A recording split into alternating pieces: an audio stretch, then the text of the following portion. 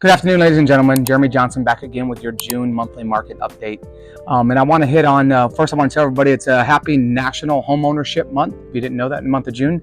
But we want to hit on our three parts that we do every single month, try to keep them to a couple minutes apiece.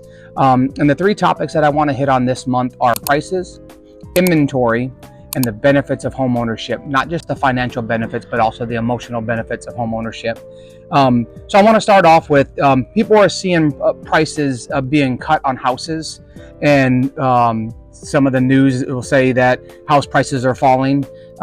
They're not. That's not necessarily the case, and I've talked in previous months about correctly priced houses sell in X amount of days. If you overprice the house out the gate, you're going to eat more days and then have to do price reductions. And some individuals grab onto that and say that house prices are falling. They're not. And what I want to do this month is show you what they are doing currently and what they're projected to do, and why home ownership is one of the best investments out there, as we talk about each and every month. But I will tell you, the number one question that we get asked more and more in this market here is, should I buy now or should I wait? And the reason we say buy now, even with the interest rates where they are, is because it is the best investment. And projections that we've talked about over the next few months, when the federal rate cut does eventually happen, and those rates come down a little bit, you want to get in, while there's not as much competition. But the slide I want to start with here says buy now or wait by Bankrate. It says that that's the question prospective homeowners have been struggling to answer in today's housing market. Home prices have been skyrocketing recently, and the Federal Reserve's work to tame inflation sent mortgage rates soaring too. So the combination has led to many would-be buyers to pick the wait side. And then this next slide here says home buyers face the most difficult affordability conditions in nearly 40 years. We talked about it a couple months ago. The three things that go into affordability are wages, home prices, and mortgage rates. So we can factually say today that a $400,000 house could potentially cost you more than a $500,000 house cost you a year or two ago, just with where the interest rates are at. That is factual.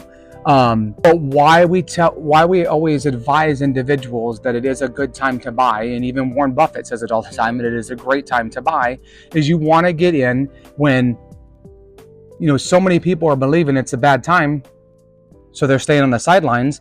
Actually, Bright MLS came out with a study that said that 72% of would-be buyers decided to remove themselves from purchasing last year because of the mortgage rates and cost. So you have individuals, if it fits into your financial budget and your family's needs, then we always say that's the first thing we ask individuals, then it's the right time to buy for you, because it absolutely is the best investment.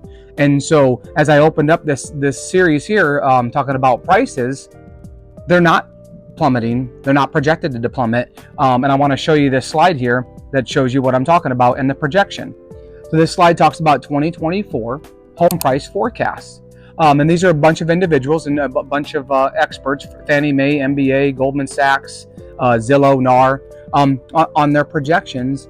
And the average is that 2024 is still going to be 3%. I believe, in the experts that presented this slide, believe that Freddie Mac is significantly low, and still project, as we said at the beginning of 2024, that the price appreciation on houses will be anywhere from the range of 3 to 5%.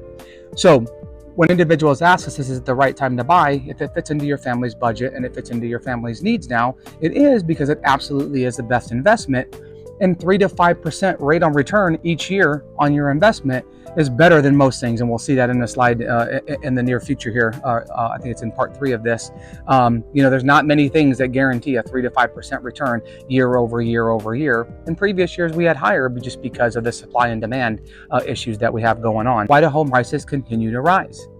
And we've talked about it ever since I started doing these a little over a year ago on these monthly market updates. It is purely supply and demand. And this slide here from the mortgage report says the same thing. It says, with the continued imbalance between supply and demand, so more people wanting a house than houses on the market. In part 2, we'll talk about inventory and where it's at and where we see it going.